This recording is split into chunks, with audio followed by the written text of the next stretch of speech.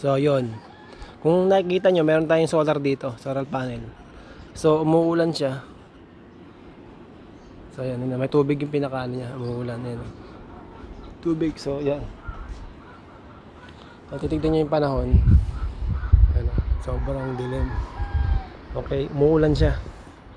So ngayon, umakyat lang kasi para mapakita ito sa inyo kung anong nangyayari pagka yung solar panel nyo is walang araw o umuulan o umuulan siya o ano pala o madilim. Okay, walang araw. So to, kumuha tayo dito ng ano, ng tester natin yan. Kung nakita nyo, DC. So tester natin to ngayon. Kasi alam nyo bakit? Ito yung isa mga solusyon para hindi ma-maximize yung ano nyo, yung inyong dito, hindi masira yung battery nyo. Isa sa mga pang-maintain yan. So ito yung ano natin, ito yung ating specs na natin, Ergen specs. Itong ano nga pala to, itong ating solar panel na to, napakaganda nito. Mahal to. Mga 2,000 yung ano ito.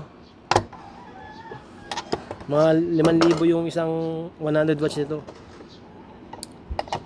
So ayan, makasan na natin dito lang. Tusok nyo lang ganyan, tapos angat nyo na yan. So ayan, 4 na piraso yan. So ayan, ito yung voltahe natin. So ayan, medyo mapatak yung araw, yung ano. Kaya umuulan na naman, no? So kuha na natin kaagad to. Ano, bilis. So ayan, so yun, 10 volts lang. Okay, 10.8. So ayan, yun yung voltahe natin. So okay, magtaka kung masarahan kayo at ginagamit nyo yung mismong battery nyo sa ano, sa miski umuulan o madilim. Kahit meron kayong voltage ano, low voltage disconnect, mas plano pag-upgrade, mas lalong ano, mas mahirap siyang gamitin. Mas ano siya, mas delikado, masisira yung hindi tatagal yung ano nyo, yung battery nyo. Okay, so tatlo yan. Yung tatlo yan. So ito naman, testingin natin ito isa para makita nyo talaga. So, sobrang ano, punong-puno ng tubig. Yan, pinakita nyo. Baliktad natin ito. Handa na sa pagbaliktad. So yun, gamitin natin ulit ng ganito.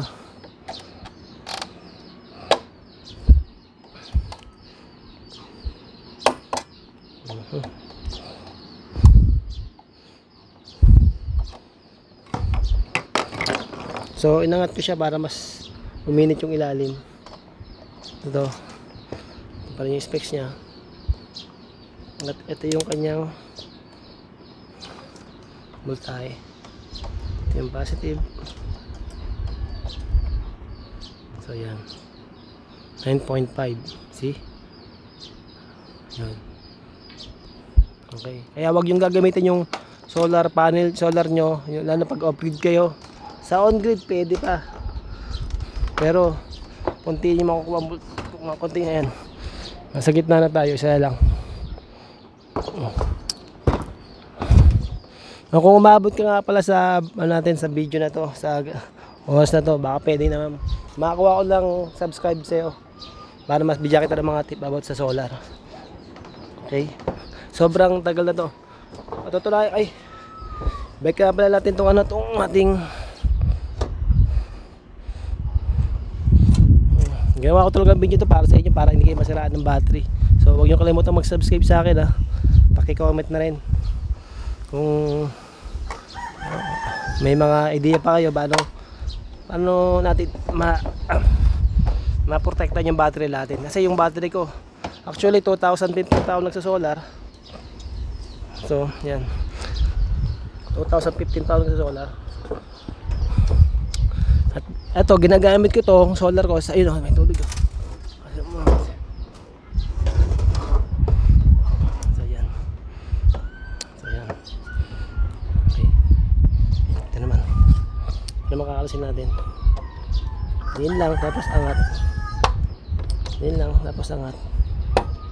Yun lang, tapos angat. Yung Yun lang, tapos angat. So, ayan. Ito naman kuhanin natin ng bultahe.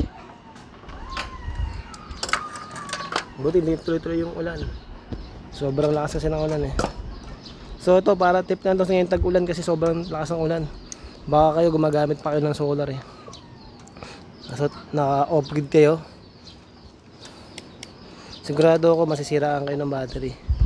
So kaya kasi ang magamit mismo power ng battery. Oh, yun.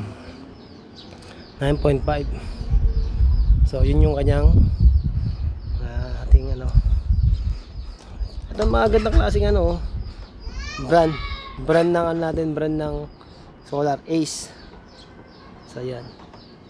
Oh, meron na siyang ano, diode. So yan. Okay. Ibig sabihin sobrang mahina yung ano. Well, ang magagamit lang power ng ano nyo, ng battery nyo is yung mismo na-save na ng battery nyo. So after na pag naubos yan, mabawala na yung power ng supply nyo, ng battery nyo. Wala na kayong power yung battery nyo at stationary na yung battery nyo ron. Yung stationary na yung battery nyo nag-stationary siya ng 12.5 pababa.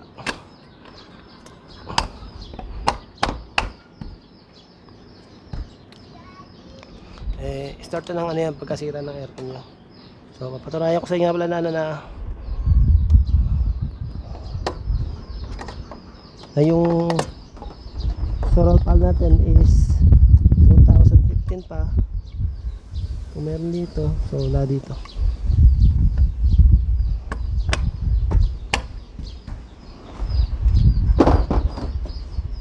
Ayan, patunay na nagbablock na yung natin. Nagbablock na yung solar panel natin. So dito yan. Pakita ito. Ay nako. Baka dito may makita tayo. Kasi may ano yan eh, parang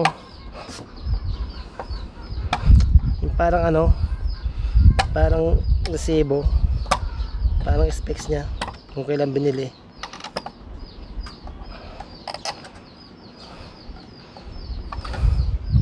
Yan, yun. So yan o. Nakita nyo yan. Kita nyo ba? Yan. 2015 pa.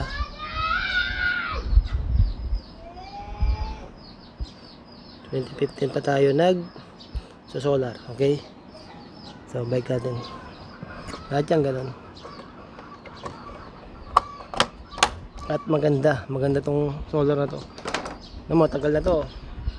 2015, almost magte 10 years na. 10 years na siya.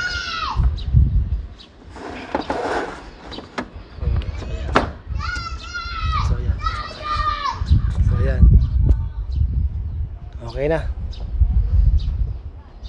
So yan. Okay na. O yun. Ulitin ko wag na kayong gagamit ng off-grid ng battery. Mas mainam na wag na kayong gumamit.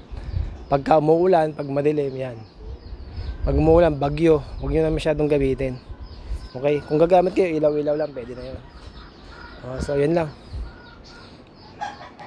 Kung umabot ka dito, i-subscribe nyo ako, like nyo ako. Tapos mag-comment kayo kung ano man yung gusto nyo malaman. Okay?